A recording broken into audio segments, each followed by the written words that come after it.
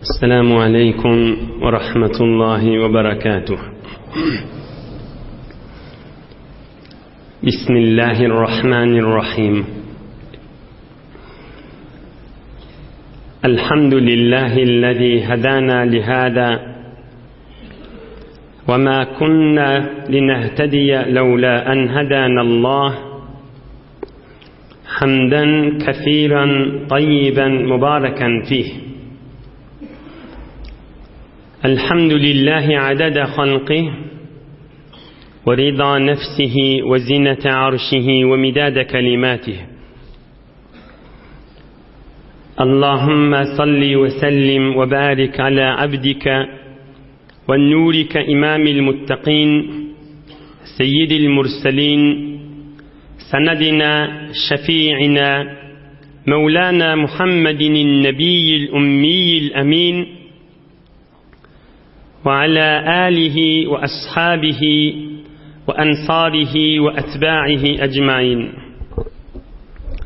لا أسألكم عليه أجرا، إن أجري إلا على رب العالمين. اللهم وفقني لبيان ما يحتاج الحاضرون إليه وما يصلح أحوالهم. إلهي أنت مقصودنا ورضاك مطلوبنا، فأعطنا كلنا محبتك ومعرفتك. بيك الله تبارك وتعالى هما نذين طاعات إبادت لنذي صالح أمل لنذي خداي تشين أترشق لنذي ومحبت لنذي خير دعا لنذي قذغن هوالردا Tomsun giyicilerini Hak Resulullah Aleyhissalatu Vesselam'ın şirin yaşayışından ve esasen almalı derslerinin eşitersip bafitlenir, hayırlanır sip gelipsiniz. Pek Allah hemmenizden kabul edip de dünyanızı, ahiretinizi abad etsin inşallah. Nasip etme gerek, Allah Teala'nın tevfiki gerek, Huday kökleme gerek. Yoksa kızgın hava, murdat mada, tomsun ahir kızgın gülleri sağıt ondan geçip bariye, pek Allah hemmenizden kabul edip de nur-i imandan ayırmasın inşallah. Huday emniyetlikten, parahatçılıktan, yurt abadarlıktan ayırmasın inşallah. Mahtumul şan aydiya bir niçani şalık bilen şad edip şehriyar deyip alem içre ad edip acalın elinin bir gün dad edip giderler barisi qalan olmaz. Şi geçip barayan dünyanın içinde kimi bun kimi ertilik dünyanın içinde ne ağlan galıp ne gülen galacak dünyanın içinde insanlarda milyonlarca belki milyarlarca insanlar gününün ve kösünün hoşbaht ve betbaht insanlar şu zamanın adamlarının dengesinden geçiptir. Yani bizden yunca milyarlarca insanlar geçiptir. Ey şu zamanla yaşayan Müslüman milyarlarca insanlar geçiptir bizden önce. Bir deslap kıca adam ol, sommulip yerin yüzüne düşen adam değil ha. Ola kon vurun haşi. Kan insanlar geçiptir ha bizden önce. Peygamberlerin iyidine düşerler, iyidine düşmedikler, avadan, veren, ılımlı, bilimli, padişahlar, dünkülleşip geçen zorlu adamlar hiç kayıtı yok. Ve zahir görünüp duruşu bilen yeni 100 yılın Şii yerin yüzündeki adamların da hiç kayısı yok. Yeni 100 yılın hiç kayısımız yok. İnniki nesil Allah nesip edip koklese inniki nesil oturmalı. Aham Şii denmeyle kıgurrun dedi. Yani Tebuk cenginne. Tebuk cenginne de geçen ki kova adamlar ve pes ve biderek adamlar gurrunları her heftede gelip duracaktır. Şu zamandaki yaşayan adamlar der salmala insanlar geçecek. Has bir gecede beyik mert insanların gurrunu gelecek inşallah. Tabuk jenginin içinde olokon gurrunlar biderek ve kova adamların gurrunu gelip geçecektir. O şu mecliste Allah koklediğinin hizmetine de yetirilecektir. Yöne bir tohar adam hamana men özüm kitap okuyan deyip özüm bir neçe kitaplar okuydum deyip gelmek nasip edene ya bir tohari men mahvaradan özüm gözleyen deyip ya bir tohari bahilliğin üstüne ya görüpçülüğün üstüne ya özüm bilyen bizatları özüm näme deyip de ya tekebbürlükten ve her hal bir mübarek celese her kime nasip edene akta. Ama olukon esasen inşallah hemmemizin bir ders almalı gurrunlemiz içinde bada. Näme gurrun Tabuk jengi. Tabuk näme näme ýagdaýlar bolupdyr. Muqaddemasından ta ahirine çeli Allah koklediğinin içinin dersleri bilen almalı derslerini uzak gittirmeni zarur gerek yerlerini hizmetine de yetirip inşallah her hafta Resulullah aleyhissalatu vesselam ve ashab-ı kiram Tabuk jengini bolan ýagdaýlary hizmetine de yetirer. 61-nji ýaşynda Peygamberimiziň Hicri kamaridan 9-njy ýyl Ramazan aýdan 2 ay önçäk Recep aýda jenge Tabuk bolýar. Näme üstüne bolmaly? Mekke-i Mukerreme feth boldy. Mundan öňçe. Mekke musulmanlaryň elinde. Oham dili Arap bolsa, her kim dili Arap bolsa billi hak Resulullah Muhammed Peygamber hakdygy. Mekke feth bolandan soňra aleyhissalatu vesselam. Hiç bir şek deryanık yeri kalmadı. Arapla billi hak Resulullah Muhammed Peygamber aleyhissalatu vesselam hak peygamberdi. Faham Mekke-i Mukerreme ve Medine-i Münevvere'nin tevrekleri saf. Hemmeti Müslüman. Bir vakt kafir kalan ne varsa ağramı yok. Ama Şam'ın tevreklerini yani Medine-i Münevvere'den 1000 kilometre, 1000 kilometre, 1000 kilometrelik barıp Urdun tarafa, Mısır tarafa, uluk sahra çekliye, Tabuk yerlerine şondan anlayıp Rum ertişi var. Yani Avrupa'nın ertişi. İmparatoriye Rum, Heraklius'un ertişi var. Şu mantıqadaki Araplar Äle Gassan niliye beterken millet bir zalim milletmiş.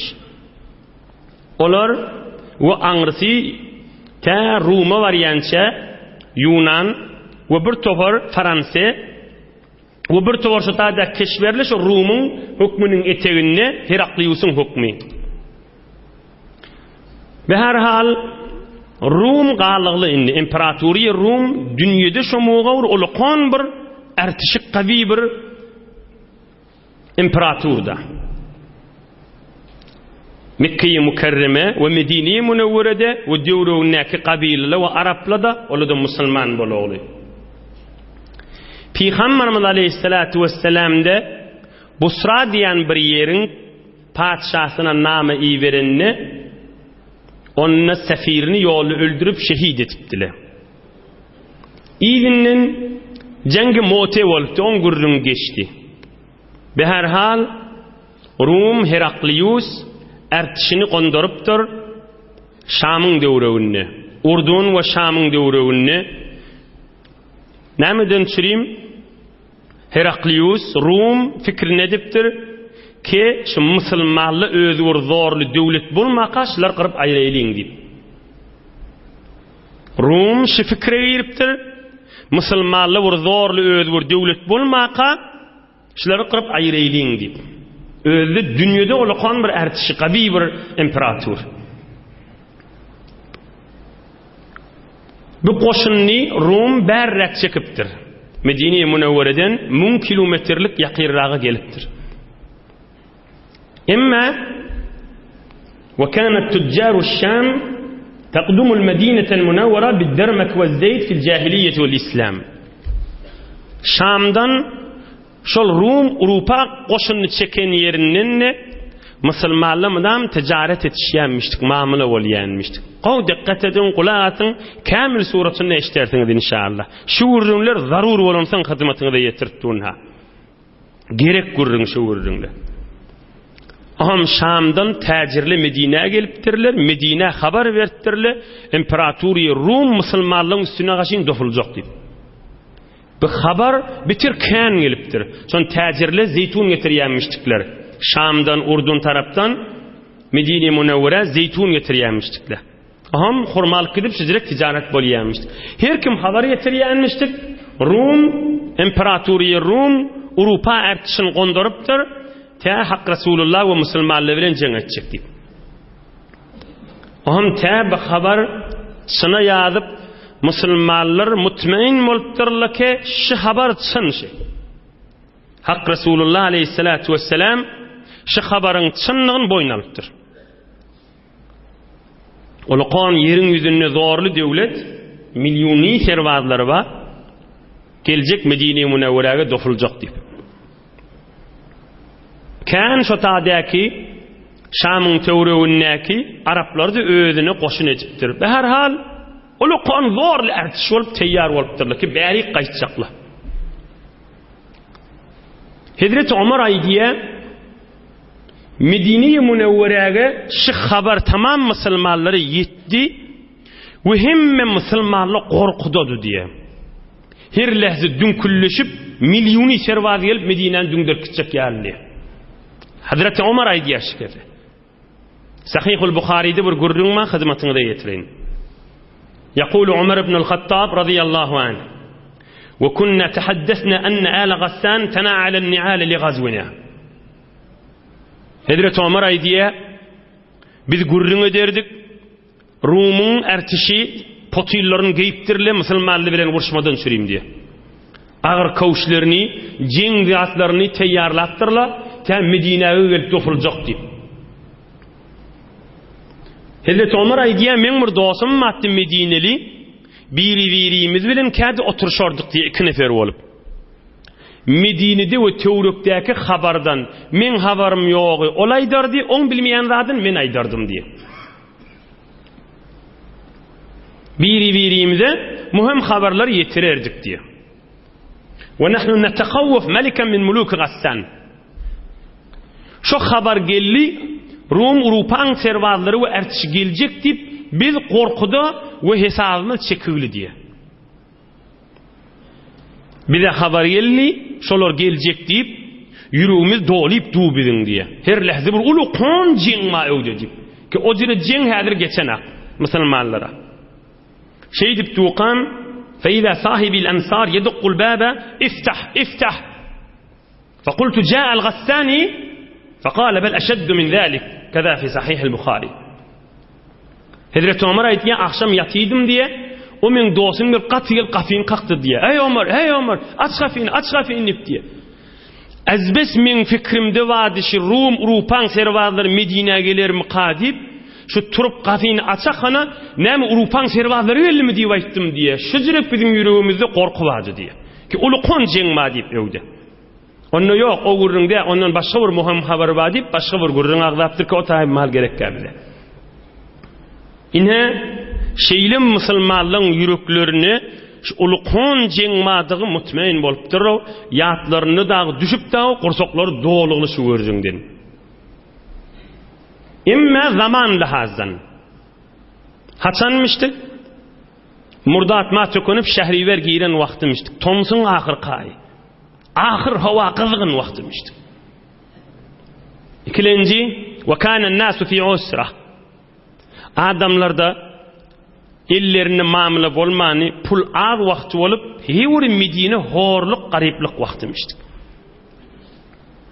Üçlenji وكانت الثمار قد طابت. Ey cemaat ders waha. Hurmala we miweleňde bişip barýan wagtymyşdyk. Hawa qızgın, Atamızın ahir qaynına bir şeydi. Hava kızgın. Adamlar da şu il mallar eline ad bolup horluk çeken vakti. Miwolan da bişen vakti. Ve ma hada kullihi al masafat ba'ida ve tariq wa'ratun sa'ba. Ay bilen oňşdan boljak bir wagt Peygamberimiz yürüyün gideýin şo takkaşyn diýse 1000 kilometr Peygamberimiz sahabalar bilen gitmeliler. 1000 kilometr. Zahiren ştadan Tehran maşat ýaly bolýardy. Şodur şunu qoşun çekip oğramaly. 30-40 min nefer var. On iyi biçgisi, on gaýgysy, on suwy, on ýoly. Ol kılgın hava, ol Medine'de bişip duran miwalar äpper gitmeli, hormalar äpper gitmeli. Näme hak Resulullah hükmetçi belli değil. Hava kılgın, miwalan bişen vakti, adamlan garip vakti, uğrasalar da 1000 kilometr bärsi gitmeli.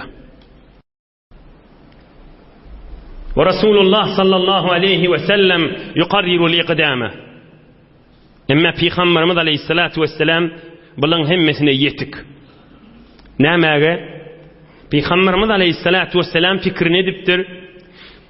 Eger şo qoşun Urupa Heraklius'un qoşunun öwünden uğramasa, Peygamberimizin özü öwünden çykmasa, ol kafirler gelip dağı yol boyun musulmanlaryň üstüne defeläp 100 miňden qoşun menen gelse, musulmanlaryň ýüregine hewara agram düşjek. Musulmanlara horluk düşjek. Münafıklar begenjek. Öňkü imanı zayıf adamlar keyif etjek. Öňkü imanı zayıf adamlar da keyif etjek.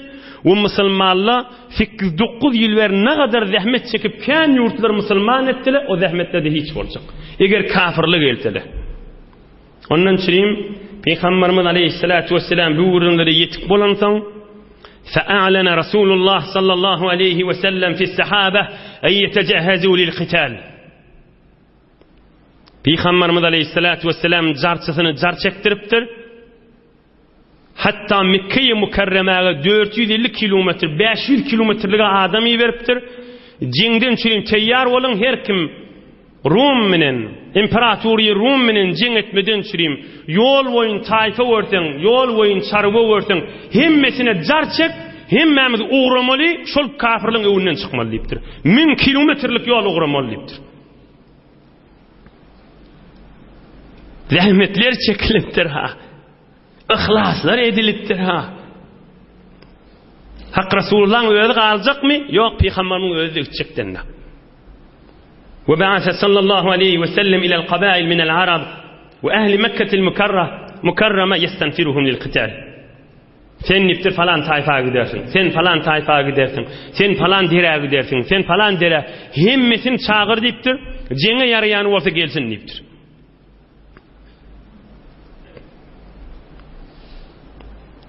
Her kim jeňe ýaraýan bolsa gelmelinden diptir. Peygamberimiz aleyhissalatu vesselam. Aham da aýdypdyr, gitjek ýerimizde Tabuk diýipdir.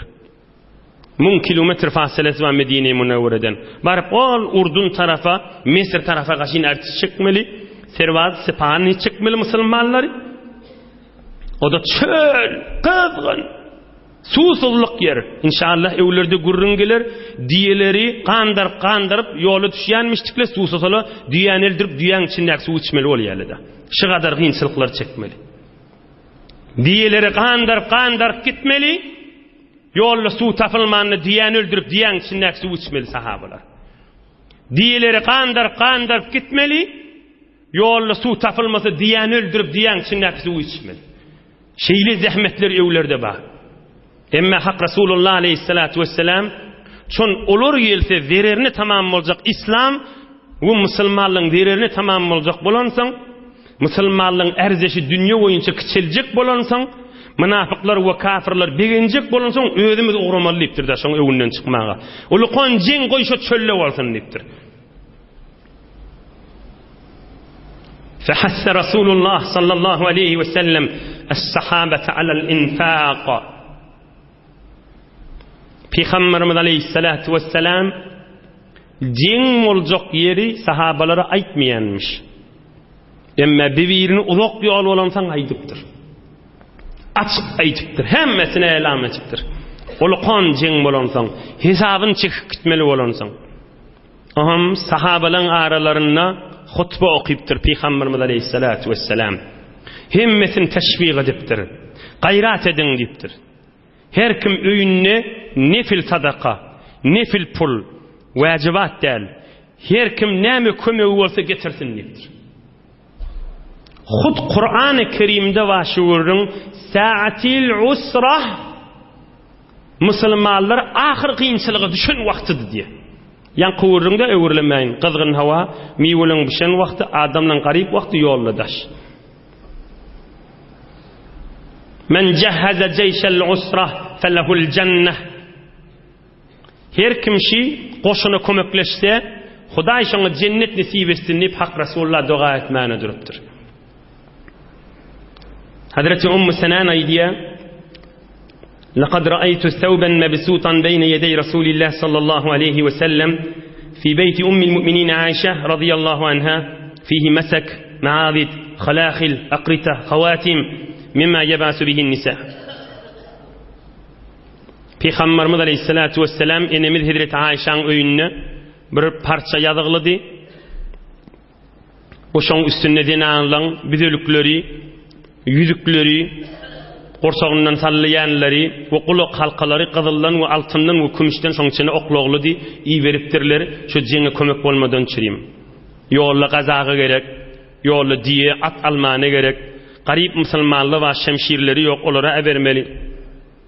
Hulasa halis musulmanlara harç bolmalylar. Halis din ýolunda.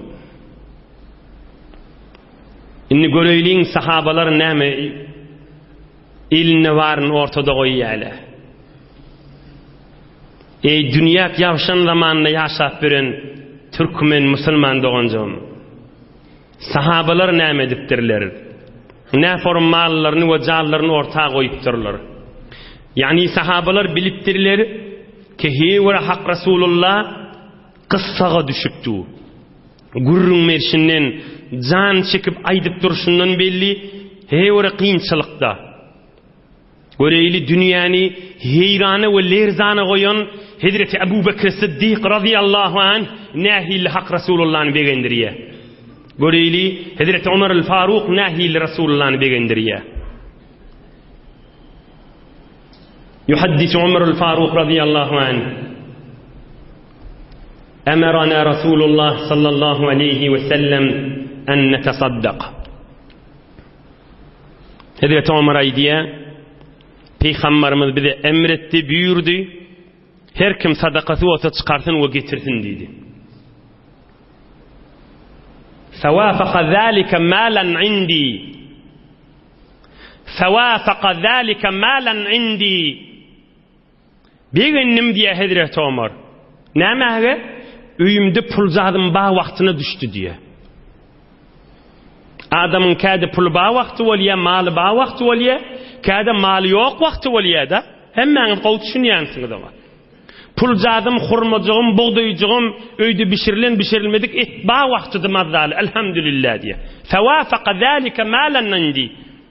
Bir täjirler şähriň içine bir jins gelse, bir zat gelse, mata gelse, ardan satylyp duran bolsa, täjirli begeniýe haçan elhamdülillah şähre bir jins geldi, mata geldi, menne ýanynda pul bardy, şonu allym diye. Näme peýdasy görnüp da begeniýe şoňa. Ol iki esä beraber ya bäri ýany, ulukun peýdasy bardygyny görüp öti. Emma şähre bir mal gelse, bir mata gelse, täjiriň ýanynda pul ýok bolsa, näme der? Gynanar. Ha, pul ýok wagtyma düşdi, ýoksa görünüp duran peýdalat şähre gelerdi diýer. Diýmezmi? Diýer. Emma bir insanlar ulukun sogaply zat geldi diýip ýanymda mal bardy diýip begendim diýip aýtýar. Faqultu al-yawm asbaqu Aba Bakr in sabaqtuhu yawman. Hazreti Ömer öz ýanymdan aýtdym diye, bun Abu Bekr Siddiq'dan ben kan mal getirerin. Bun öwe geçerin Abu Bekr'den. Hiç bir gowy işte Abu Bekr Siddiq'dan öwe geçmeýärdim. Medine'de bir ýaşuly denany barmyşdy. Naharny, çaýyny, suwuny, gaçanagyny ýuwup Medine'de işi bolsa, eşiňde işlerden bitirenip Hazreti Ömer barardım diye görsem nahara bişirigli, gaçanagy ýuwugly, öýüňçi süwürigli, şäheriň içinde bitiregli. Ey yaşuly zenana, bular kim mejer koydu diýemde Ebu Bekir diýip aýdardy. Şehir gowy işetjek bolýan Ebu Bekir menden öw dedi. Emme biýdik Peygamberimiz her kim mal getirsin neydi? Menni pulum ba wagtydy. Bu Ebu Bekirden geçerin deyip in sabaqtuhu yawman ey ma sabaqtuhu yawman. Bir gün Ebu Bekirden öwe geçip bilmedim aýt. Şuň bir geçerin men deyip oğradım öýme gaşyn. Faji'tu bi nisfi mali. فقال رسول الله صلى الله عليه وسلم ما أبقيت لأهلك قلت مثله öýe bardım diye Hazreti Ömer hurmaň den ýartyny öýde goýdum, den ýartyny bärik çekdim. Bogdoýyň den ýartyny öýde goýdum, den ýartyny bärik çekdim. Bişirigli, qaqma jetigli et bolsa den ýartyny bärde goýdum, ýartyny öýde goýdum. Şeýitdirip her zadym bolsa jeňe ýarajak zat bolsa pullan, iýbiçgiden, bogdoýdan, undan, ýağdan ýartyny öýde goýdum, ýartyny bärik çekdim. Zekat wajib 40-tanmyr. Emma bi Hazreti Ömer malynyň ýartyny kesip alyp gaýdyp berdir. Ama Peygamberimiz Aleyhissalatu vesselam kan görtür. Bir tuhar zat getirýär. Aham Hazreti Ömerden sorapdyr. Ma abqayta li ahlik? Öýüňe da goýduňmy, näme goýduň diýipdir. Ama Hazreti Ömer aýdypdyr, ya Rasulullah, saňa getirişim ýaly ýarsy şyby, saňa getirişim ýaly öýde de goýdum diýipdir. Yani ýarsyny getirdim, ýarsyny da öýde goýdum. وأتى أبو بكر الصديق رضي الله عنه بكل ما عنده فقال له صلى الله عليه وسلم ما أبقيت لأهلك قال أبقيت لهم الله ورسوله هم Hazreti Ebu Bekir gelmiş gurruna tutduğu diye. O da kurmalarını getiriptir, buğdaylarını getiriptir, yağlarını getiriptir, takmaçlarını getiriptir, bişirili etini getiriptir. Aham ey Ebu Bekir deydi Peygamberimiz. Öýüňde näme goýduň deydi. Anna Hazreti Ebu Bekir şonda jogap berdi sahabaların arasında. Ya Resulallah, öýümde Allah'ını goýdum we Allah'ın Resulüni goýdum. Yani öýdi yer ýaly, içer ýaly hiç zat goýmany söýürip alyp gaýtdym diýipdir da. Zat goýmadym öýdüm diýipdir. Hiç zat goýmadym diýipdir. Hiç zat goýmadym diýipdir. Hemmesini alyp gaýtdym diýipdir. Allah'ın rahmatyny goýdum we Resulullah'ın hayır duasyny goýdum diýdi da. Abqaytu lahum Allah Taala ve Resuluhu sallallahu aleyhi ve sellem. Keramet cavan merdiyonan dehist. Makalat-ı bihude teble tohist. Hazreti Sa'di aydiye. Mert keramet diptir adam sahilik etmegi. Yöne gürlep, harlap, falan etmeli, o yöne içi boş tebillir, on peydası olmaz diptir. Keramet cavan merdiyonan dehist. Makalat-ı bihude teble tohist. Dün yöne boş tebillir diptir, yöne gürlep, harlap koymak. Bir iksan ders var. Ebu Bekir Siddiq ve Hazreti Ömer'in görürüňinde we içiňizde de bir sorag we şoň jogabyny inşallah aýdyp bereyim. Ey cemaatlar, ey musulmanlar, ey Allah ve Resulullah diýen insanlar, ey hak Muhammed Peýgamberiň ummati. Hazreti Ömer malyň den ýartyny getirdim diye gözü ýer demişdik. Hazreti Ebu Bekir demişdik. Yani näme? O yani hiç görünüpdi da. Yani bir insanlar dinna amala salihta özünün yuqaryny ödýänmişdikler. Dine gedek kalsa özünün gowa adamlar ödep şoň ýerinden ýetjek bolýanmışdikler. Hamana görünüp duranda açyk misal. Bir adamla weli ýaşmal ýylynyň içinde ka wagt namaz okuýar, ka okuýana par namaz ha. 5 wagt namazyň görüňa. Ýene özi gürlän bolýar, harlan bolýar. Nämen palanydan gowy diýe bir tor adam hiç wagt namazyny okuýanak diýe. Bir hoşbahtiň alamaty därler. Yemin nähil boldum, palany we 5 wagt mesjide gatnap, şo tüýsli boljak bolaýyn näýtip gaýrat etmeli. Öz ruhuny terakki berjek bolmaly, imanyny terakki berjek bolmaly. Bir ilunimiziň de şmahal derdi şida. Men üstünne kandyrjekka ha bir şnaý deýin. İlunimiziň derdimi gerşi dämiş mahal. Näme? Ulu milletin gözi halkın dünyasında da. Hele erkek şeyle daşma. On maşini, on öyü, hatta on halçası, on öyünün mubli, on öyünün perdesi, vuşun üstünü de adamlarda bir rahatlık kalmatta zindagiydi. Ya bir tavır erheleyle 5 yıl 10 yıl ver cidil dava nämeden çürüm halkın oyunda şüzere rahatba nämen oyunda şüzere bolmalylar. Şu hele yaydiyada özde görünüp duranda zindagin zarur zadı da de. Yöne yalandan jetlikten oğlan yanak bolup on zindagisini özlep şey öz zindagisini ağılık ediyoti. Bana hiç kim düşündüren akda, bana aydan akda, kebi kulak atan akda. Yo şu jetlik bilen zindagini ağılık etmel gitmer şu jedillikde yengmellerle. Yengdirmellerle. Ama bir insanlar böyle periştemiştik. Böyle sokakta özünün yukarını özleyenmiştikler. Ama bedbahtçılığın alamatıdır. Ey cemaat, şakavat, yani bedbahtçılığın alamatıdır. Dünyadan özünden yukarını gözleme. Maturun madem, Hudaya şükür maturcuğum madi. Çarkın madem, Hudaya şükür bir tovaradım piyade gözleme, men çarkın madi. Özünden etevvede dünyada, özünden yukarını gözleme. Özünden yukarını gözün hiç ağzına şükür gelmer. Mıdam zeylenersin. Özünden etevvedesin, mıdam ağzında Hudaya şükür vardır. Hulasasçı, Hazreti Ömer'i gözden merdi adam, özünden yukarını gözleptir. Ebu Bekir'in dene yetip bilmedim edip oturadım diye. Yoksa, ay bolyada bir tovara adam bir kılana horma bilen geldi, men malımın yarısını getirdim diyeyim Allah. Edme ikilenci vurun. Sizin sorağınız. Nahil oli akun canmeger doğurma oğlan şoňa at koyman şo durşun göterip alıp qaytmadı. Aya bizim birimiz şeytip başarıyatmış mahal. Şu vurun eş diye, men Ebu Bekir Sıddık yanak bolacak diye. Malımın şo durşun getirecek, hamana mescide, hücreye, din yoluna harc edecek, sıfırdan başlayacak öyümde.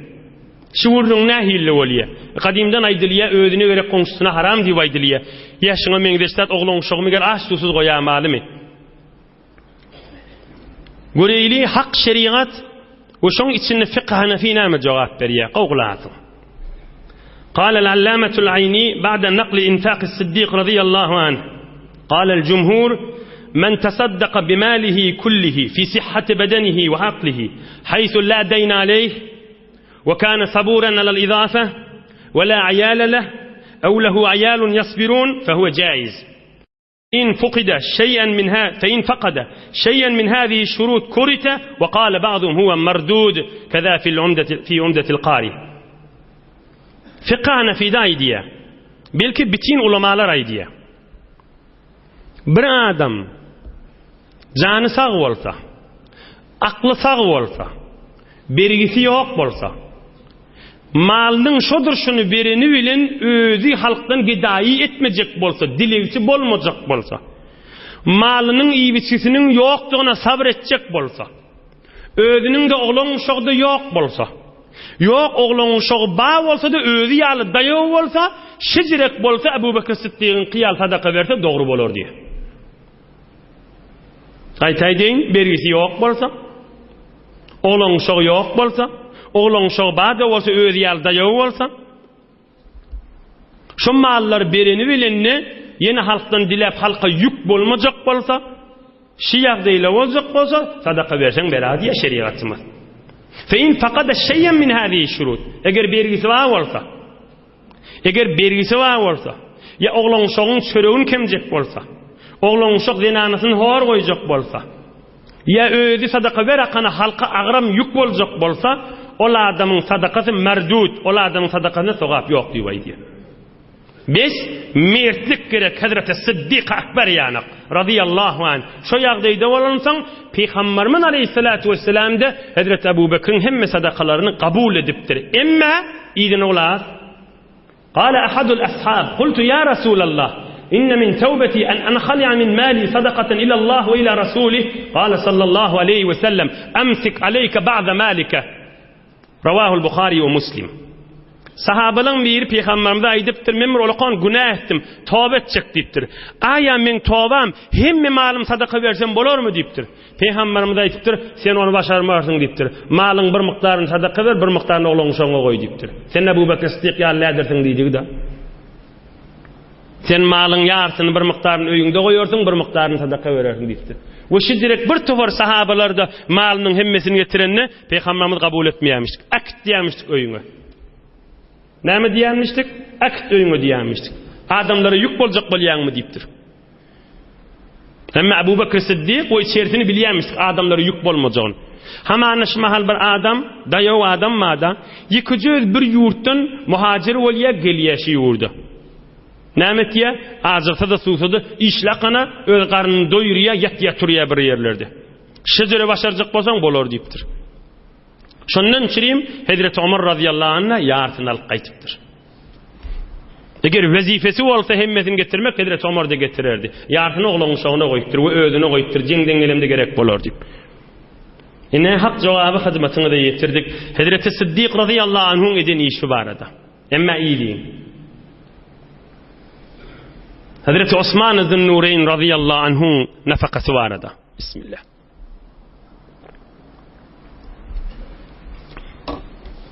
يقول أحد الأصحاب شهدت النبي صلى الله عليه وسلم وهو يحث على جيش العسرة.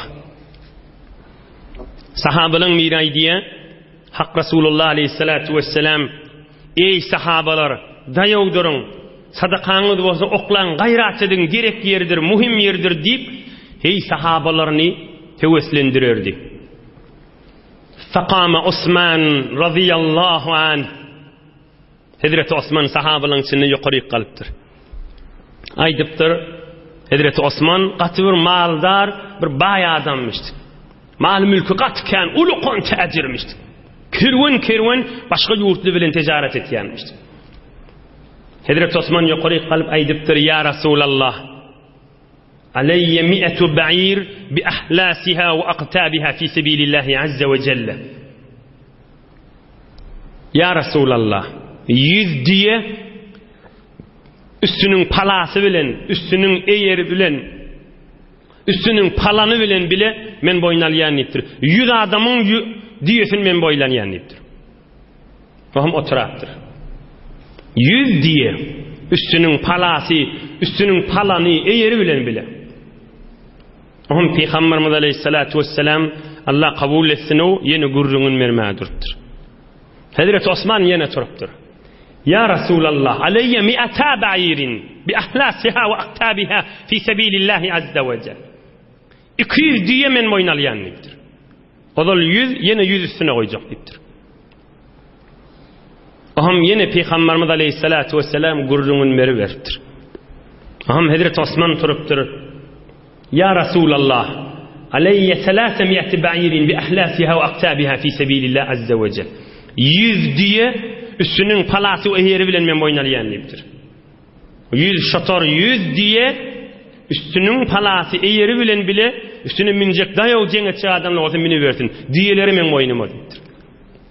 Şol sahaba aydiye şugurrun tarif ediyen sahaba fa ana ra'aytu Rasulullah sallallahu aleyhi ve sellem yenzilu anil minber ve huve sallallahu aleyhi ve sellem yaqul ما على عثمان ما عمل بعده ما على عثمان ما عمل بعده رواه الترمذي وغيره. Peygamberimiz aleyhissalatu vesselam minberden düşüp gelýärqa ma ala Osman ma amila ba'de ma ala Osman ma amila ba'de şonaydy düşüp gelýärdi diýipdir. Hazreti Osman'ın edeni işini geň görüp bir pulkan adam, malkan adam malına yavuşmani hizmet edelligini begeni aydypdyr. Osman'a derer vermez, indin meylek ölüyünçe yanlışıp günah etse.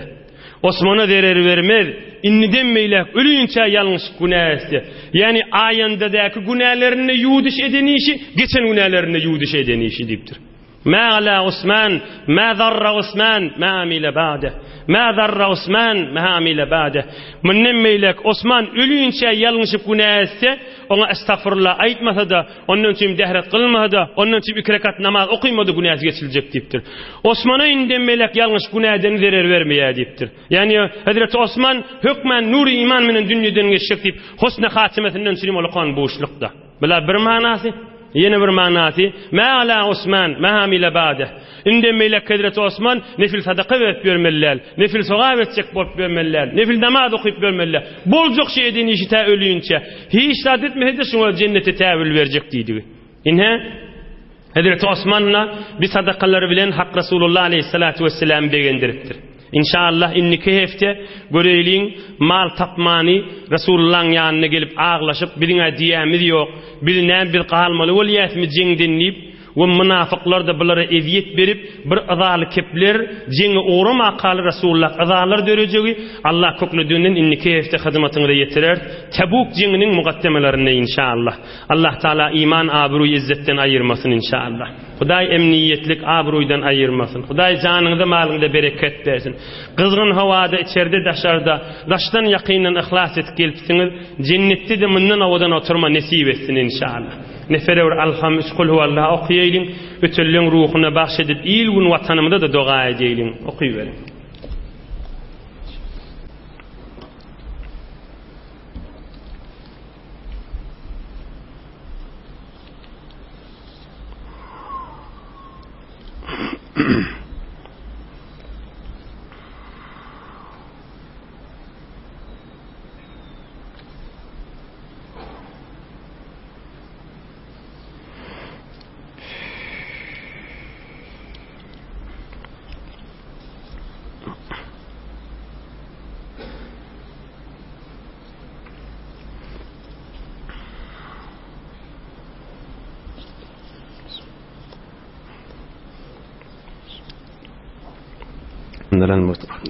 Mahıncan ajiyallahun namlan ol. İlahi amin. Abdullah canahun. İlahi amin.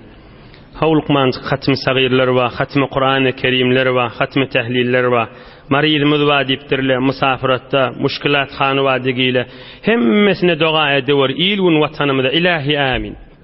Amin canhunda. İman abru yürüyüp dursun. İzzet, bereket, mehabbet yürüyüp dursun canhunda. İlahi amin. Amin ya mucib. آمين يا مقتدر آمين يا واسع يا الله آمين يا إله العالمين آمين يا أرحم الراحمين آمين يا قاضي الحاجة إلهي آمين آمين يا إله العالمين برحمتك يا أرحم الراحمين ما شاء الله هم هذا بارك الله سبحان ربك سلام الحمد لله